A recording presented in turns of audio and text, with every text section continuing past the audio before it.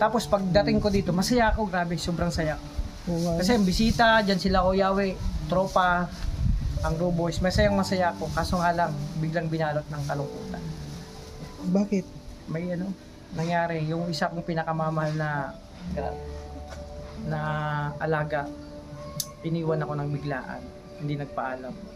Yung sabi ko sa Kuya Mario, inuutosan ko yun ng loto. Pag, ayan, pinapalinis ko dyan, pag madudumi dyan, siya, nawala, bigla. Ilang taon ko inalagaan yun, 9 na taon, 5 buwan, 7 araw. Shoutout po sa mga nanonood kay Kuya Mario, supportahan po natin ang kanyang YouTube channel. Ayan, thank you Rachel at Thank you po kay Kuya Mario, salamat po. Support po natin ang kanyang YouTube channel mga kalingap, no? Support po sa pamamagitan po ng pag-like, pag-share, and pag-subscribe po sa kanyang YouTube channel. At syempre, panoorin po natin yung kanyang mga ina-upload na mga charity works at mga live stream po niya. Thank you po and God bless us. Ayan, thank you Mario's Vlog, thank you very much mga kalingap, mga kapobre, at supportahan natin.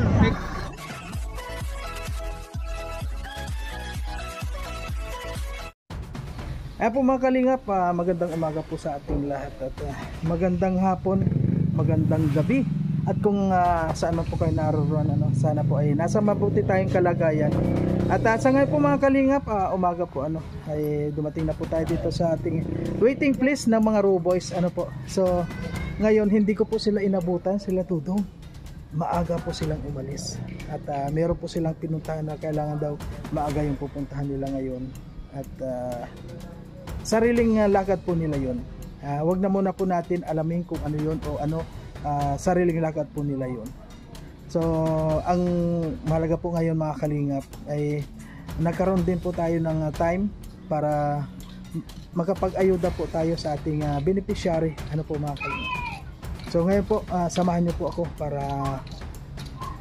mapuntahan po natin yung ating beneficiary na ngayon po ay aayudahan natin.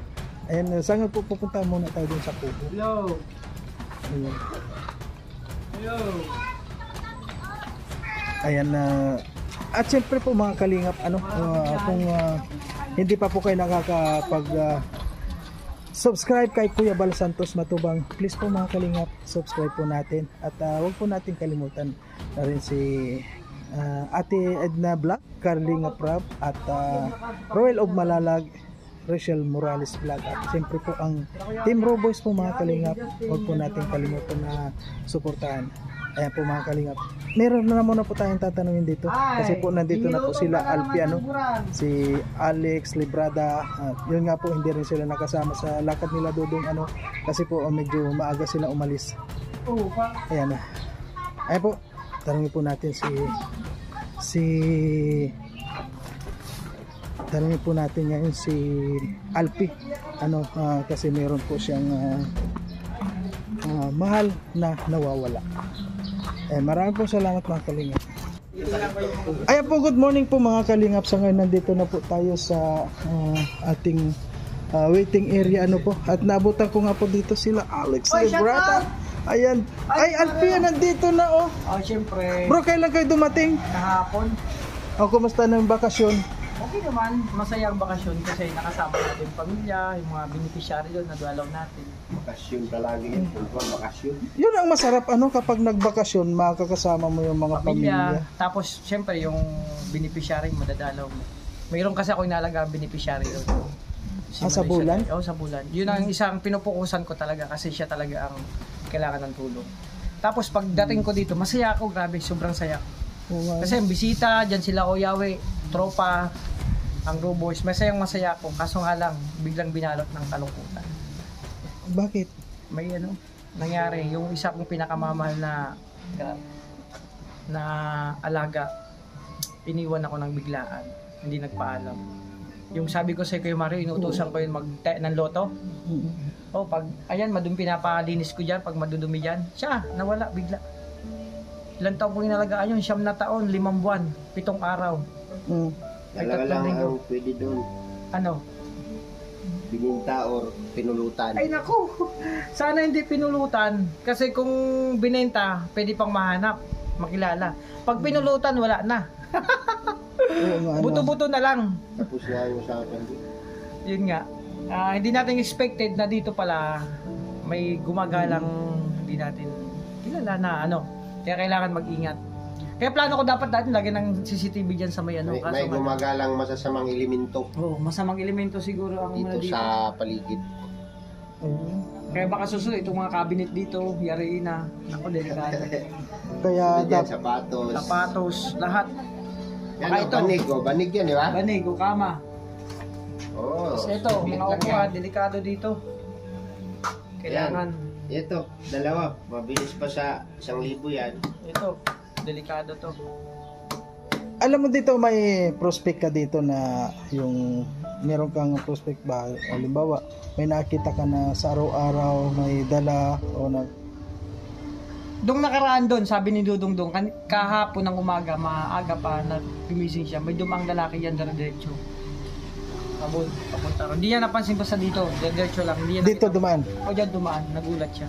Yun. Dyan dumaan. Tapos si ate naman doon, nagtanong ako, kasi nung gabi yun, nagsara ng tindahan. So sabi niya, nung gabi daw yun, kumakal yung mga aso. Baka yun na yun. Kasi kahapon, sabi ni Justin, nagpakain siya, nandun pa nung hapon, nung kinagabihan. Ayun na nangyari. Ibig sabihin, kung tumira gabi. Gabi yun. Sunod yan, ano na, reserba ng sakyan. Ay, delikado yan. Normal yan. Kaya kailangan na maglagay ng CCTV dito. Oh, Kaya yan, dapat talaga may yung pagdaan dito kasi ito kung baga itong daan na to private property na to eh. Sinisita ko dyan kahit mga bata pag nadaan niya. Ba't ka dito dadaan? Di daanan to kasi baka may ahas dyan, matuklaw kayo. Tapos may aso dyan malaki. Sinasabihan ko nga, may aso dyan malaki. Sabihan man kuya, nagtatago yan. Ginaganon ko yung mga bata. Kaya sinisita ko sila. Mga dumadaan dito. Kaya bawal kasi naman talaga dumaan dyan. Kaso siguro sabi nila, ako talaga nalulungkot kasi kahit kagabi hindi ako makatulog hanggang ngayon, wala pa akong tulog. Iniisip ko yung si George kasi Kuya Mario ang pangalan niya. Si George, yung manok. Talagang mahal mo na yun. Mahal ko kasi pag tayo nag-alaga ng manok, mapaaso man yung pusa, ano man yan, daga, minahal natin yan kasi binibigyan natin yan ng oras, pagpapalaga. Pagising ko sa umaga, hindi pa ako nag-almusal, sila nag-almusal na. Ganun ako. Pinapakain ko na yan, tubig lahat, pero ako hindi pa nag-almusal. Ganun tayo magmahal sa mga alaga natin. Kaya yung nangyari noon talagang masakit kasi napamahal na sa akin si George. No, sana bumalik si George kung baka nagtanan siguro kay Mario may nakakita ng chicks diyan. No, kasi sabi ko sa kanya, pag may nakusundahan ka niya, bahala ka na. Ang mahirap lang ginawang tinula. Di ba malaki yun? Malaki din. Malaking manok yun. Kasi malaki yun. Ano yun? Yun ang brood cock ko talaga. Inadobo na yun. Malahi ko yun. Eh, sige Alex, so baka... Ay, Alex, andito na po siyempre, hindi ka rin dyan makakakuhan dyan. Ano ba tatanong sa akin? Hindi, siyempre, nandito ka na lang din. Ay, nasaan pala sila Dodong? Saan pumunta? Hindi ko alam eh. Po, umalis. Pero... Pagdating yan dito, relax lang niya. Kumain ka na dyan, kahit ikaw. Tapos mamaya mag-ano tayo. Kasi hindi ko na inabutan sila Dodong, may pinuntahan ba sila? Sa barangay, may pinuntahan. Mayroon daw. Mayroon pinuntahan. Kaya hindi ko alam kung mabalik pa yun. Aga yung kanina, alas 8 pa lang balis na sila. Ay, maaga pa sila. Kahapon narinig ko na yun nung magkasama kami na may pupuntahan na nga sila. Pero dito, hindi ko sasabihin dito kung ano yung pupuntahan nila dahil yun kung baga sa kon sariling lakad nila yun. Sariling lakad nila yun. Basta ang dito po sa umaga po ay wala na sila Dodong. Si Kalingap Victor kasama na? Kasama siya yung driver. Ay, yung aning sasakyan?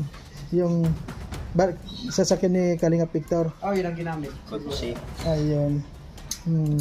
So ngayon po mga Kalingap ay wala po si Dodong na ngayon, hindi ko na inabutan, kaya ang gagawin ko po ngayon na nagkaroon po tayo ng pagkakataon na magbigay po ng ayuda sa atin pong beneficiary at ngayon po yung nagpabigay po ng ayuda ay magkakaroon na po siya ng kasi medyo matagal na po yun ngayon lang po tayo nagkaroon ng time para maihatid yung mga pinabibigay ninyo.